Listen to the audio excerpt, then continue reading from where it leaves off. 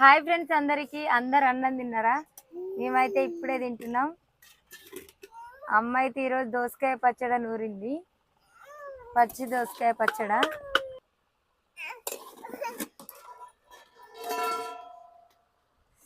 ఎప్పుడెప్పుడు తినాలా అనిపించింది పచ్చడి చూస్తుంటేనే.